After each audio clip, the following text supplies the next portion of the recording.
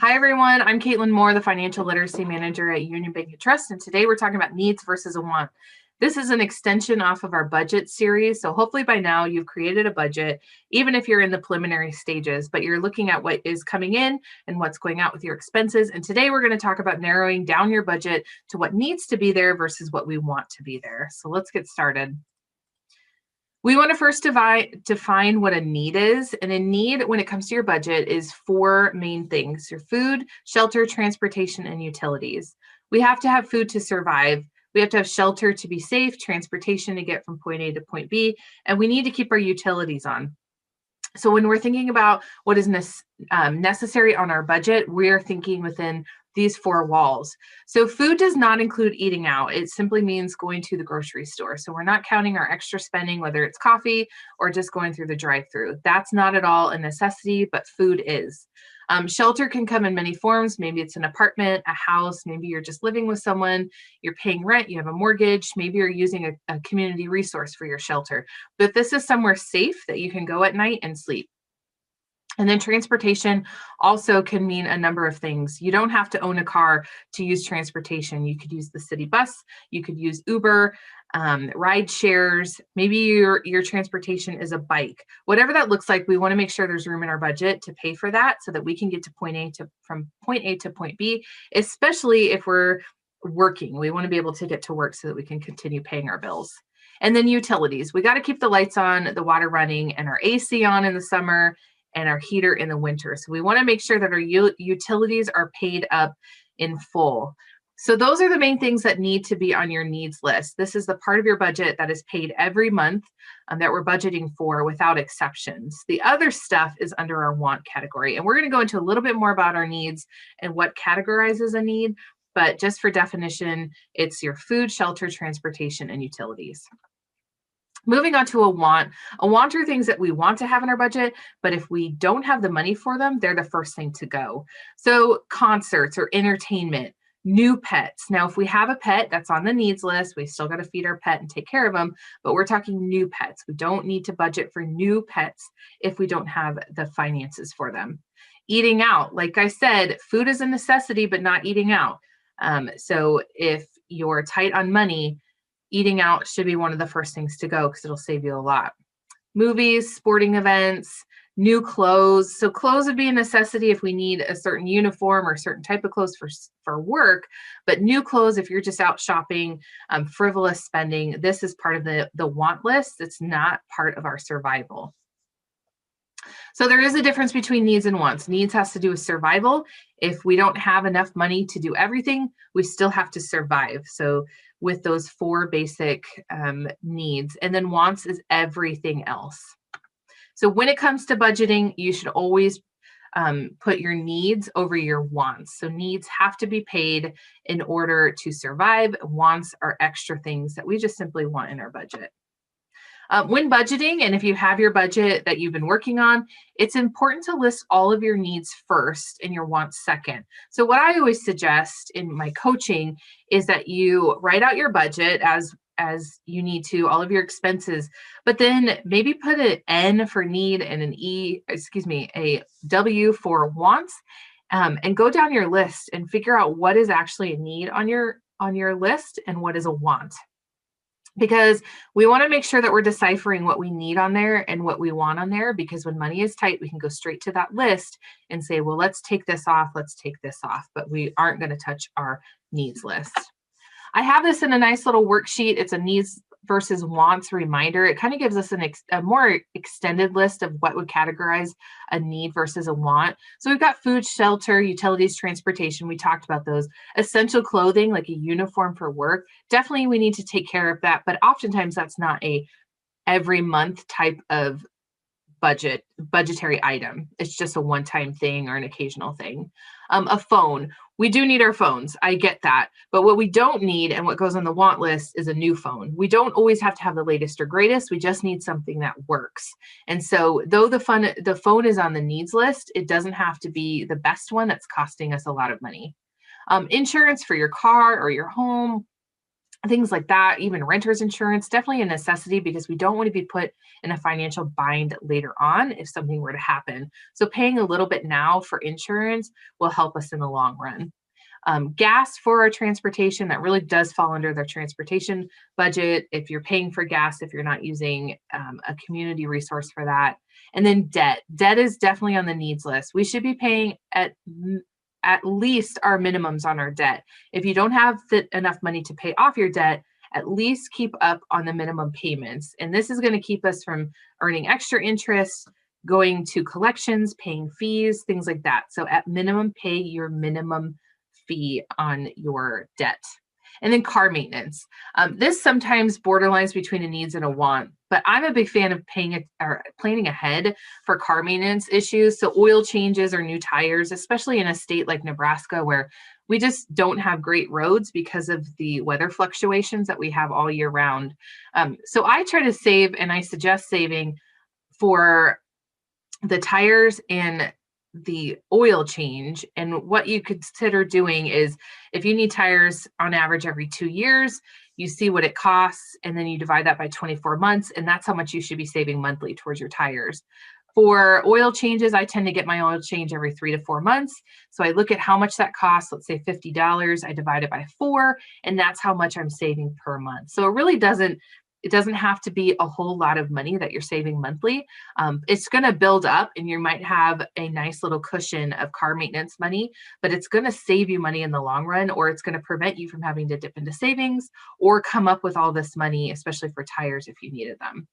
So that's that's a needs list. It's not all extensive because things do branch out, like shelter, utilities, especially utilities. But hopefully you're getting the concept that this is survival. These are things that we need for survival. It's not frivolous spending. It's not extras. It's just the basics. And so when you're doing your budget, you want to make sure that your needs are paid first. Your wants, on the other hand, can be a number of things. And I just put some ideas out there. Eating out, that's a want. I'm a big coffee person. I would love to go out for coffee every single day. I have a good coffee maker, but there's something about someone else preparing it for me that it just tastes better. But it also costs a lot of money. So that's something on my wants list. It's not something I do every day, but I do try to budget for it. But if I didn't have the money one day, or 1 month, that is what's going to go first, is my coffee budget. So eating out kind of falls in line with that. It does cost a lot of money to eat out. And if you are having some issues with your budget, oftentimes, if you'll pay attention to how much you're eating out, that's usually where people spend the most money outside of car payments or rent. It's usually eating out, their food budget. Another want would be entertainment. That includes sporting events or concerts, things like that, the movies. A lot of that has been cut down due to COVID, but it's coming back and it's going to be here. And so that could take a lot of money because it's usually not just a ticket to a concert. It's a night out, it's dinner, it's drinks, it's things like that where it can really add up. New pets, we talked about this. If you have old pets, take care of them. Put that on your needs list. But new pets, those are not a necessity, and oftentimes they are part of our wants list that really should not be considered if we're hard on money. Cable is a want. We do not need cable to survive. There are local channels, but if you're like me and have a small child, some sort of TV entertainment is really great to have. So I would highly encourage you to drop the cable and get Hulu, Netflix, Disney Plus, those things, because oftentimes our cable bills are anywhere from $100 to $200, where Hulu and Netflix is going to cost you around $30 a month. So though it's on the want list, it's one of those things that can be cut down for you to save a lot of money in the long run, especially if you feel like this is a need. Clubs and sports are something too, especially if you have kids. It's not a necessity, though it does keep us busy, but there are ways to get scholarships and community resources involved to make sure that those are taken care of if you are hard on money.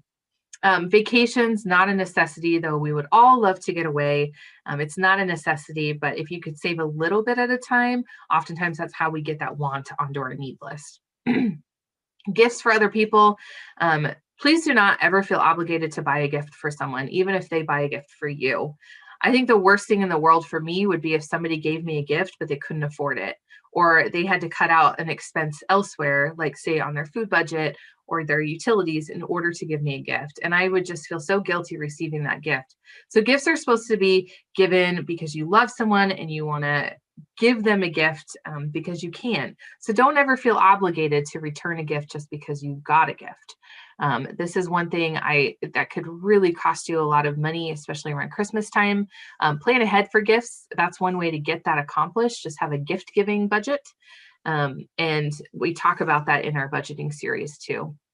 New phone, we've talked about this. We don't need the latest and greatest. Yes, we need a phone and it's on the need list, but a new phone is not always a need.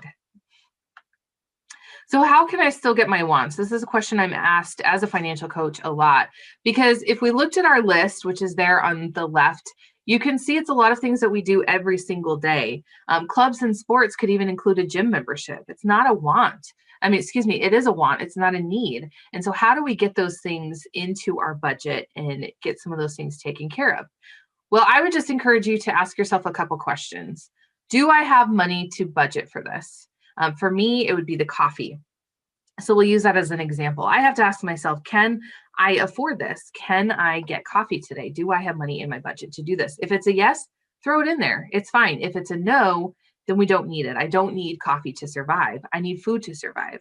So there's a difference.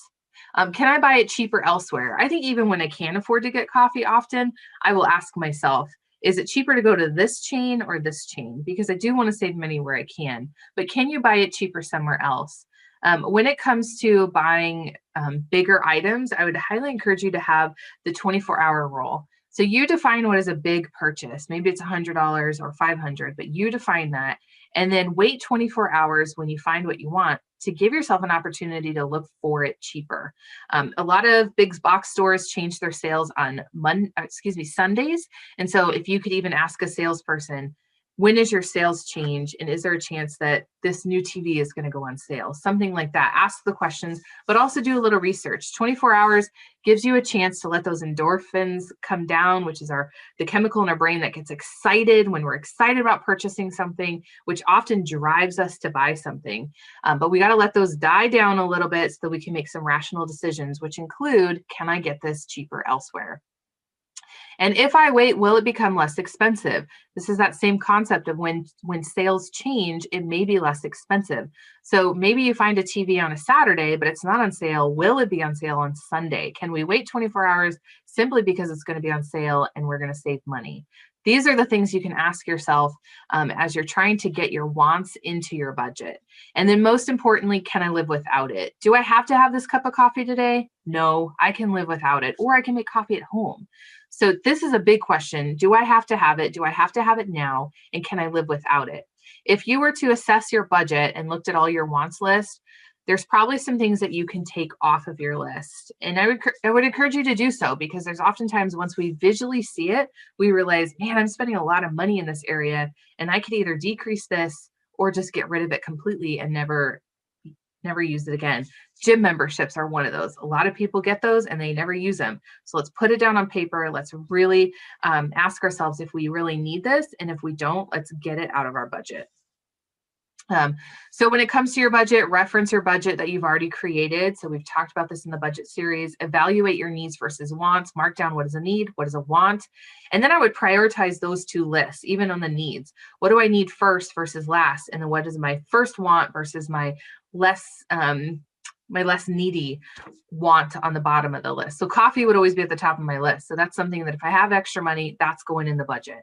Are there some of your needs that are actually wants? So reassess that needs list, because sometimes we find that these things are not, we don't need them for survival. So we could push them onto our needs list, our wants list, and put them back when we can, but it doesn't mean we have to have them every month. And then can we eliminate anything off of our list, even our needs list? Are there things that we think we need that we could just take off completely? And on our wants list, for me, I'm not taking off coffee, but I could sure take off the list eating out as much as I want to do. Maybe I just decrease that or just eliminate it from my budget altogether. Can your needs be decreased? This doesn't necessarily mean we're taking needs off the table, but can we decrease the amount that we're paying for them? Can we shop around for insurance? Can we shop around for a new cell phone bill? Can we shop around for a new apartment? Can this be decreased where we're saving more money so that we can get some of our wants back on our list? And then can you make your wants list more practical and less expensive? So there are things, if we look at our wants list, that maybe they're not as practical as we want them to be. So can we compromise on a few things in order to make them practical and less expensive so that we can get them on our list? So that's all I have for you for needs versus wants. This is really a hands-on activity with your own budget. But if you do need some help and you're struggling with this, or just need some ideas of whether something is a need or a want, feel free to reach out for me. That's my office number and my email address. As a financial coach and as the financial literacy manager, all of this is offered for you for free from the bank. There's never a charge, and I'm not here to talk you into products that we have at the bank. That's not what I do. My goal is to help you create a long-lasting budget that's sustainable and that works for you. And if you are struggling with your budget and need some community assistance, I can definitely send you out to the right places to help supplement some of your income, so it's taking care of some of those things on your list, especially your needs. So reach out to me if you need some help with that budget or need some community connections. Thank you so much for joining me. Hope to see you next time.